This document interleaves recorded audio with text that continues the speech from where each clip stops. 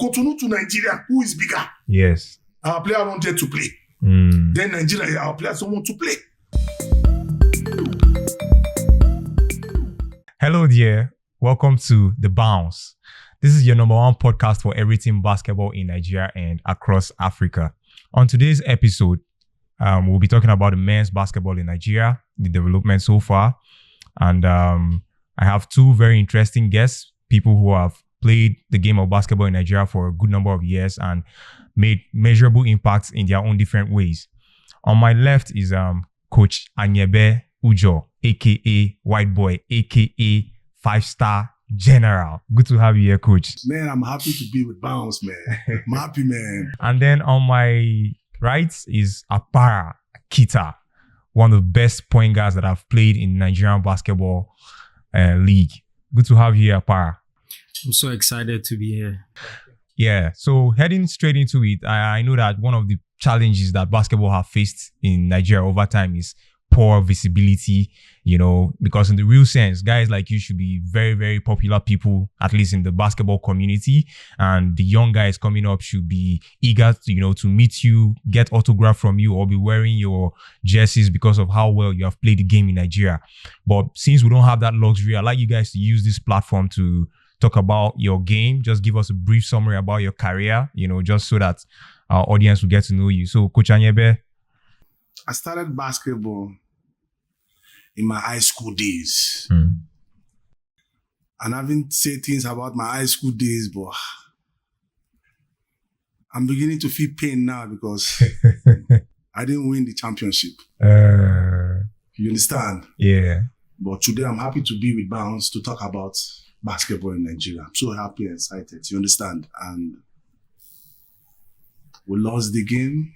And from there, I was selected to join Northern Warriors basketball feeder team, which from 1999, I happened to make the senior team of Northern Warriors. 2000, I was so happy. I have a lot of senior players. We are about 15 years ago, they are my coach. Like from Coach Ogo Odaudu, Abraham Mohammed, Coach Alex, that happened to be my elder brother. Even as I speak now, I'm the assistant coach to him, that the league they're about to start. Yeah. The team we are coaching is City Chiefs. City Chief. Thank you. Boko City Chief. You understand? Yeah. Today about a bit about my career that I want to speak. I never regret that I played basketball. Up to date, I'm still teaching basketball. Yeah. Up to date, I'm still bringing people to play basketball because basketball have made me to opportunity to meet great people, men and women, great people, opportunity to even meet the president, good luck during his time, because of basketball. But the number of championships I won in the country, Nigerian basketball, is just 5 championships. But it was tough. Very, very tough. I will not lie to you people. My first championship, then they were calling them Royal Hoopers. But now they used to call them River Hoopers. That's true. 2010, I was with them. We lost the final. In Port Harcourt. The team that won us, a big team, well properly known in the country. Kano Pillars basketball team. We lost against them. So go back to drawing board to prepare again 2-11. We won 2-11, 2-12.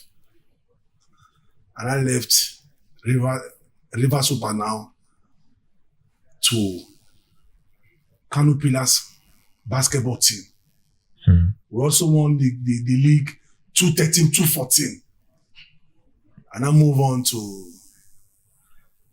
team that called Mark Mentors basketball team.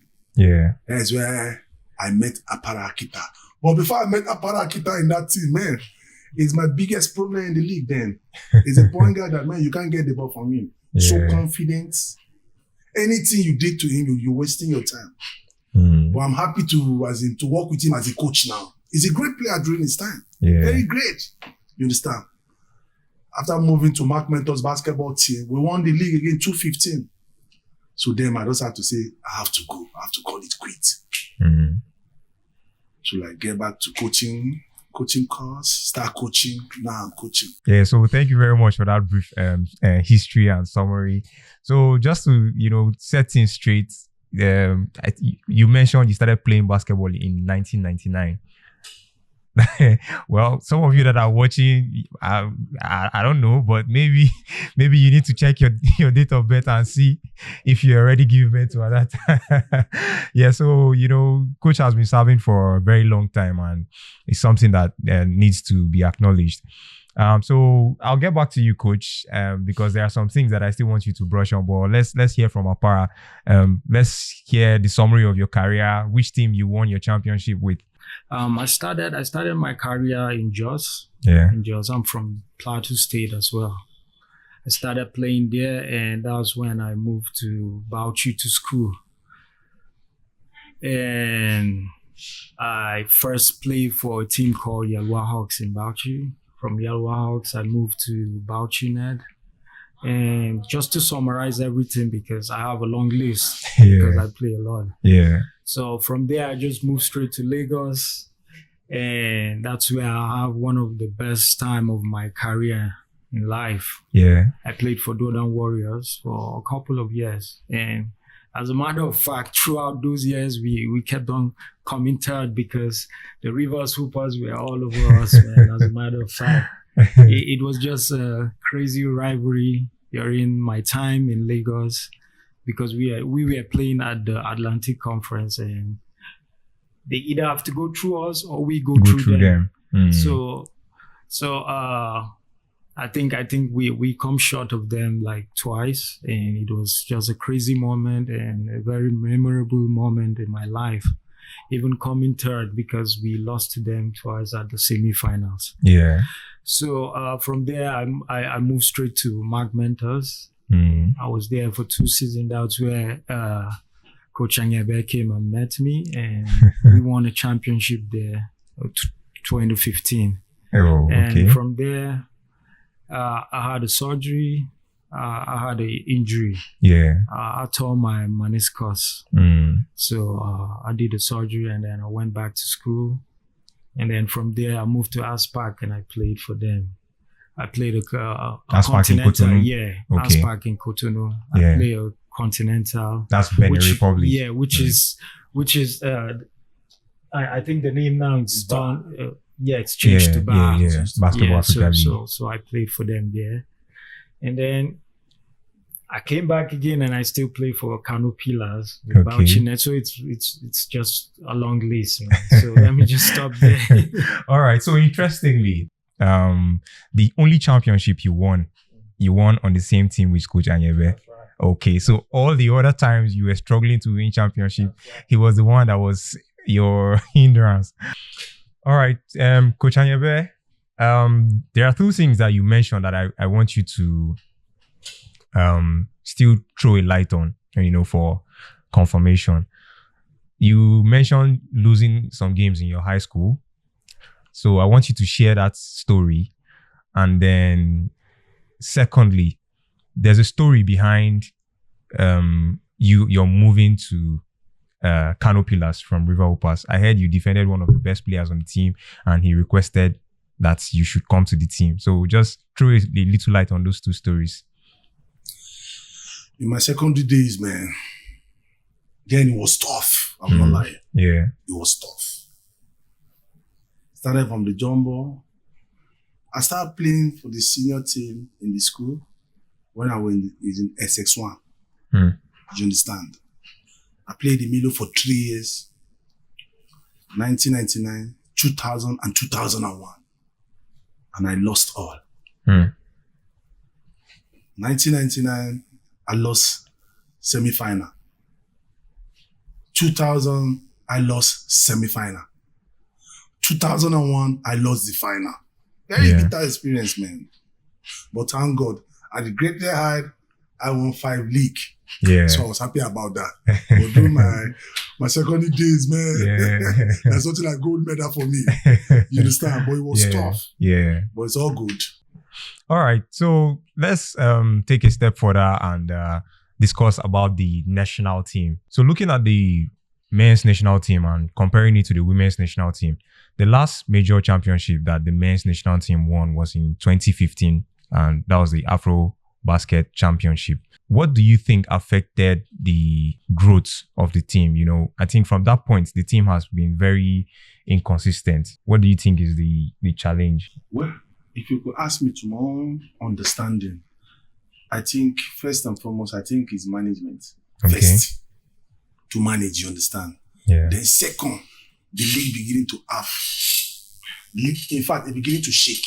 I'm hearing, there's what we call, I go up to see two factions, this faction and this faction. So it was tough. Then basketball begin to lose the grip.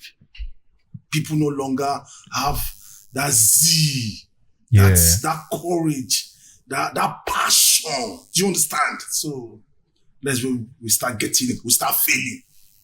Then the next thing for them to do is to start getting the big boys from outside, you know.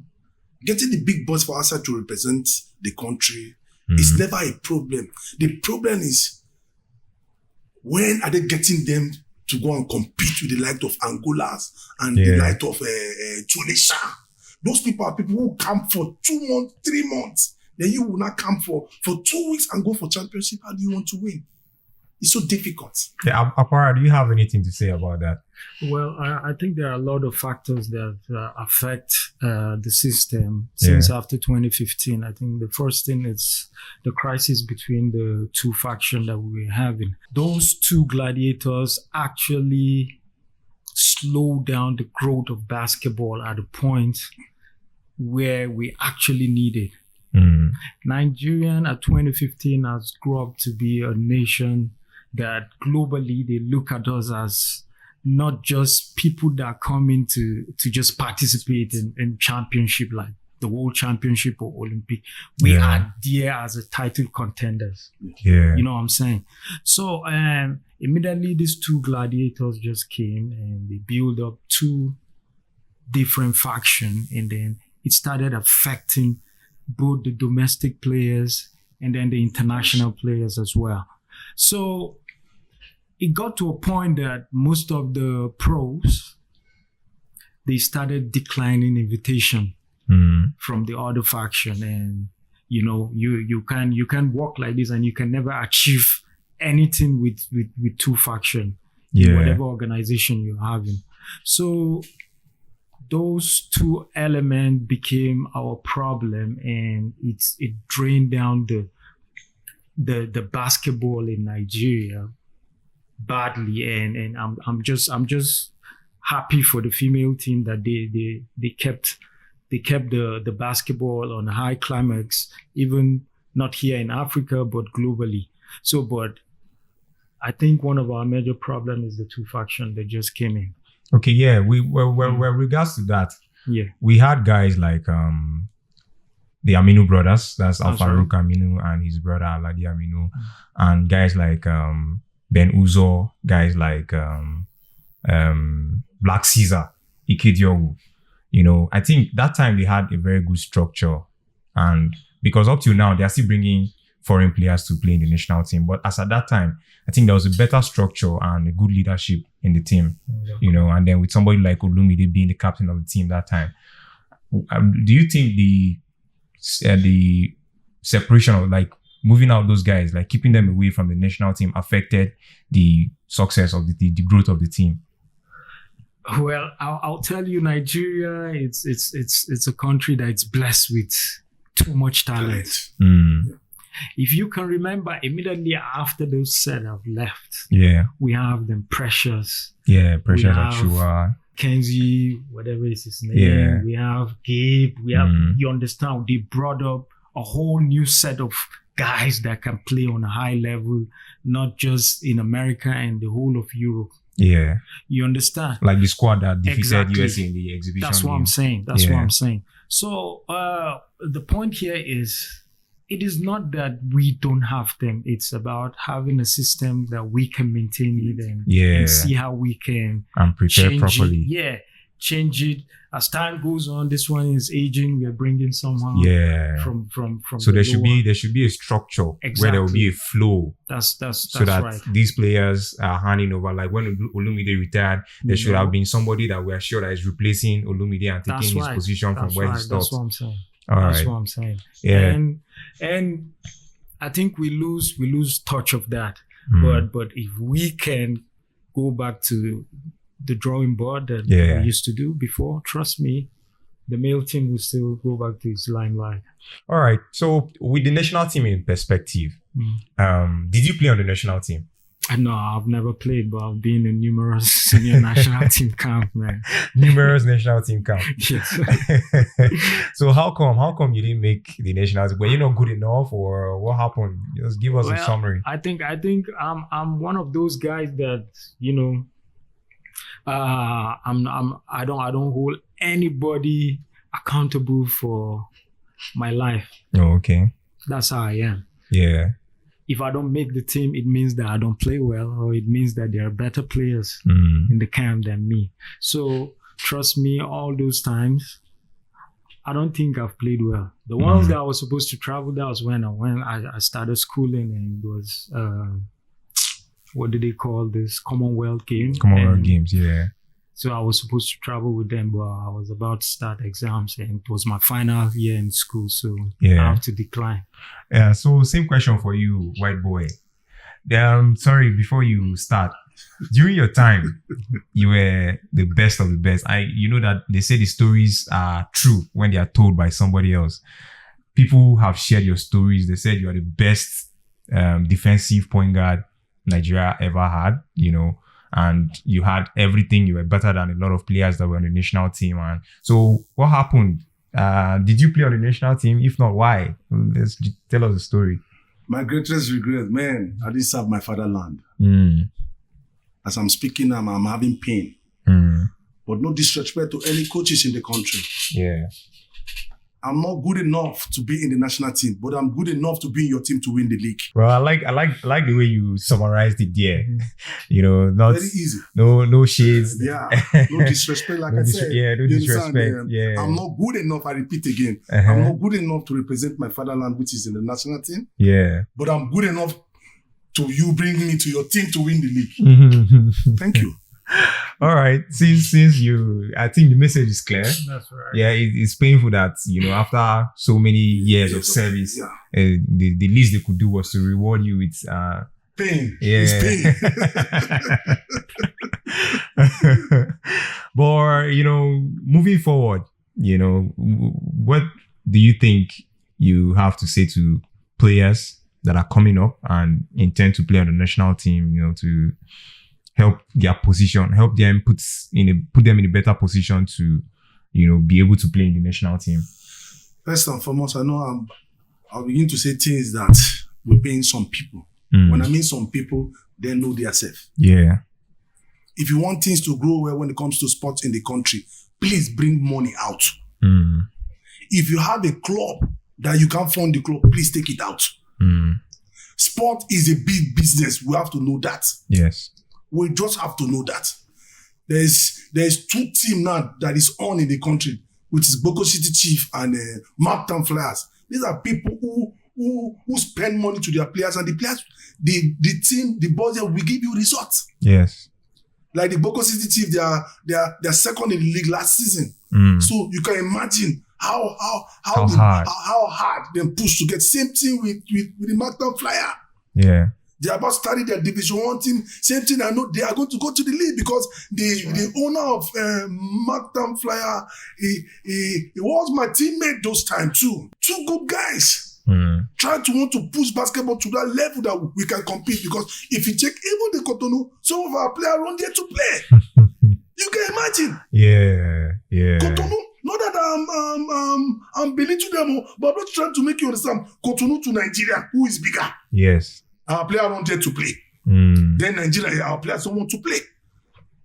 So that's what I'm telling you. If you check the Boko City Chief and the Marktown Flyer, they are setting the standard. They are even bringing professionals from Americans to play the league in Nigeria. That's a very good way to grow. Yeah. So anything you feel the European, the American can do, Nigeria we can do it as well. Too. Since you mentioned Cotonou and Nigeria, in the real sense, players would not want to even go to play in a place like that because of the quality of the games. In fact, players that are playing there currently, they are constantly complaining that, the basketball in this place, the level is not as good as, what there is in Nigeria. But then what they'll earn in Nigeria is not even half of what they are earning there. So it means players playing in countries like Benin Republic are earning better than players playing in Nigeria currently. But not in our team. Exactly. Was it like that in your time? Were players in neighboring countries like Cotonou earning better off? What was the competitive nature of the league like? In our days, you will find that 3, 4, 2 players make the senior national team. Yes. With the pros. I said with the pros that they are bringing from the US. Yes. 2, 4, 3 home base making the team. If you check during our time, about 20 years ago, if I'm not mistaken. Yeah. 20 years ago, damn.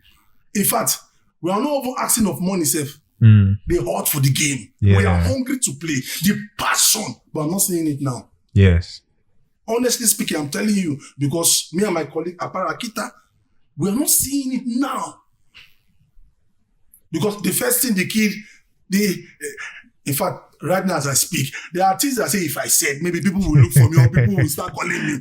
Because first and foremost, there's hunger in the land now. Yes, hunger. There's hunger in the land. Hunger. And the league now is sorry to say, I'm not attacking anybody. No shades. But I'm not saying it. I look how like it is. Exactly how the it league is. of now for the past how many years ago is just maybe 2 months, 3 month league. Is it up to 3 months? You understand? Few weeks. So how can the local player of this time perform good? There's no way. There is no way you can perform good. Yeah. There is no way. If you check during our time, the challenges, in fact, I'm not seeing this for over 11 years. That's right. We are missing out. That's right. We are missing out. That's just the truth. Yeah, let me say something a little about it. You see, before, there was no much money. At all, not much money. But I'm telling you, the hunger for the game. Yeah. Yeah. Regardless of the less money, regardless of better accommodation that these kids are having right now. I'm telling you. You see us running after this game, going after the game, like working on ourselves day and night.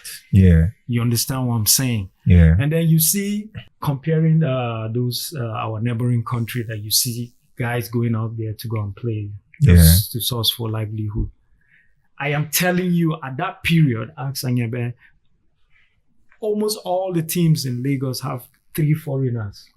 Almost all the teams in Lagos. I think we have the majority number of foreigners in my team. Yeah. Which team was that? Yeah, don't worry. Don't worry. We have 4 or 5. That's the team that is owned. That team is owned by Colonel Sam. Yeah, right? by Colonel Sam. Oh, okay, I think we have the majority number of foreign guys playing in our team, both from Burkina, Ivory Coast, Benin, and Togo. You have a lot of guys coming over, and look. It is not just basketball. It's like a safe haven. It is where you make a hell of a money, Nigerian league.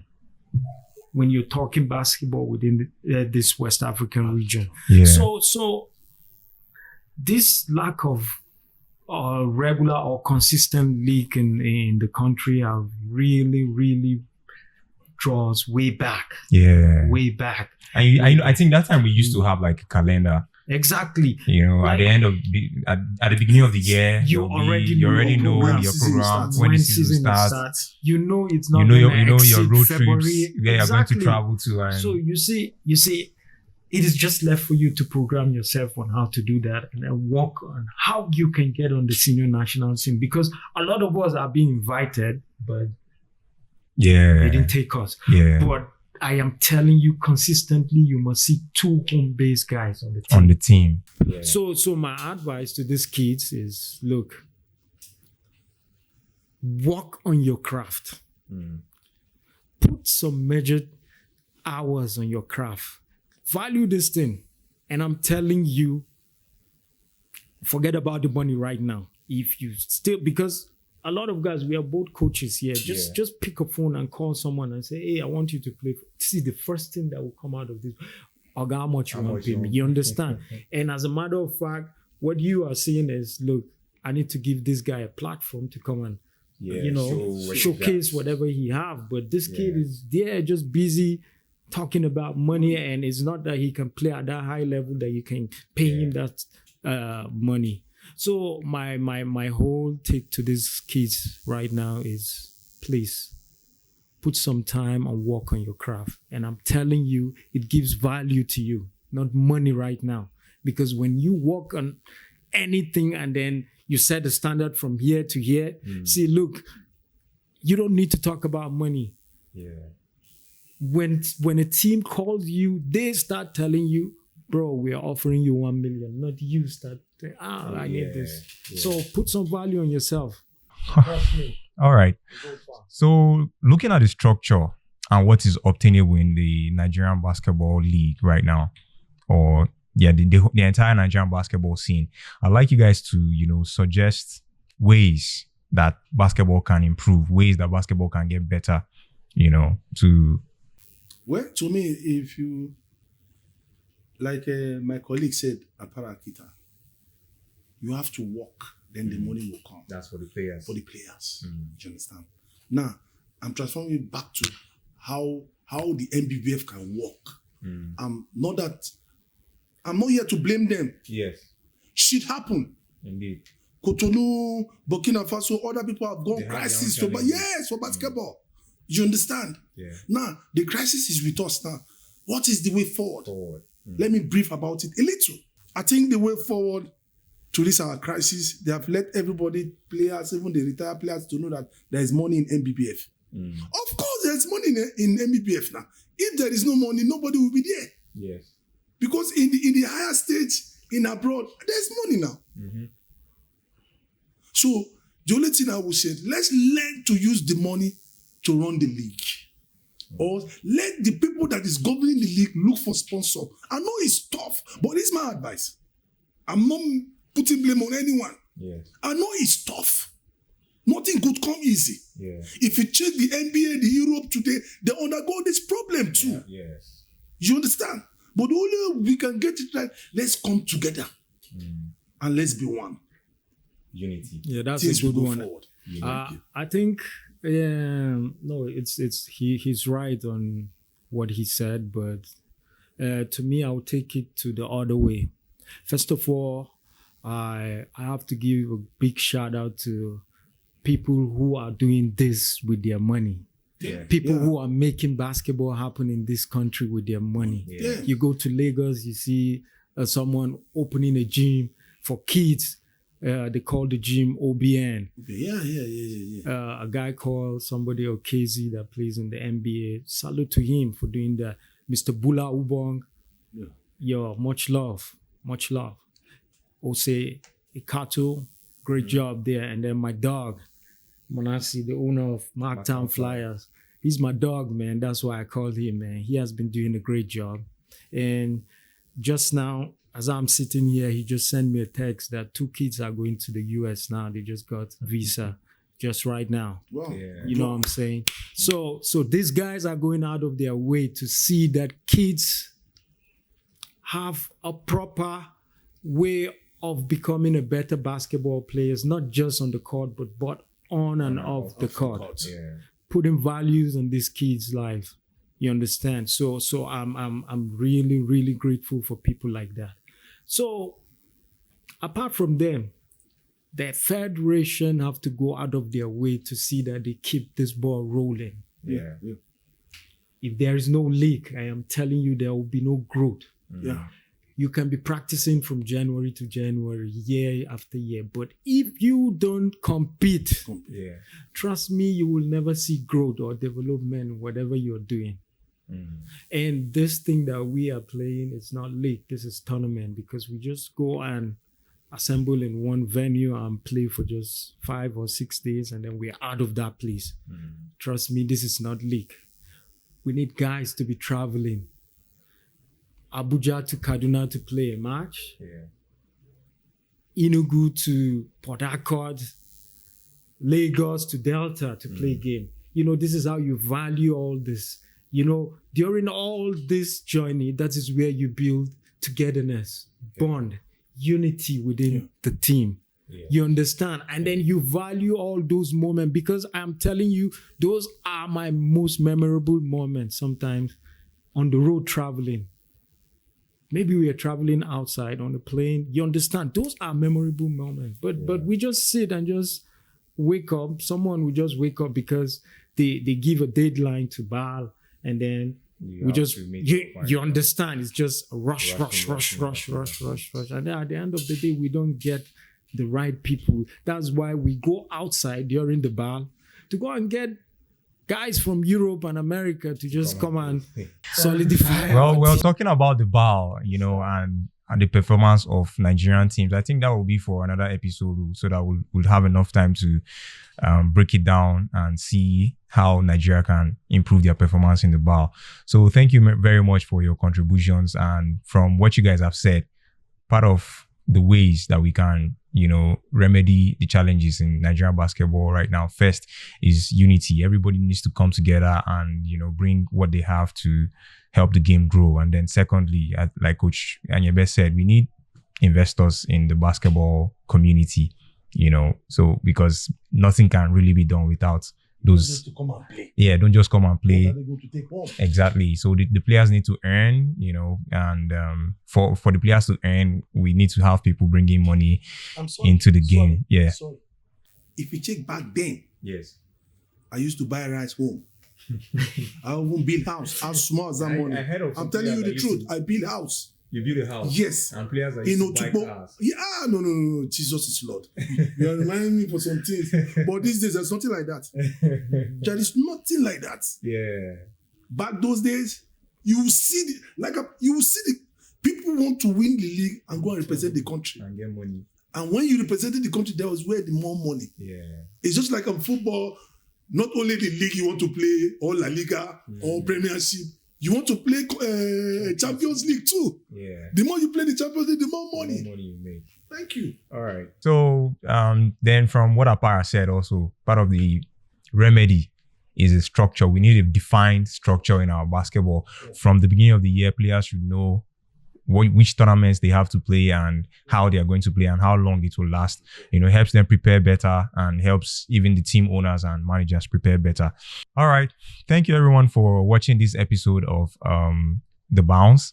Please make sure to subscribe to Hood TV on YouTube and follow The Bounce on Instagram to get constant updates. And if you'd like to be a part of this show, you have something to say, don't forget to reach out to me. Thank you very much, Apara, this is your second time on the show. I'm glad to have you. And Coach White Boy, I wish to come back again. No, definitely. Yeah, exactly. We look forward to having you again.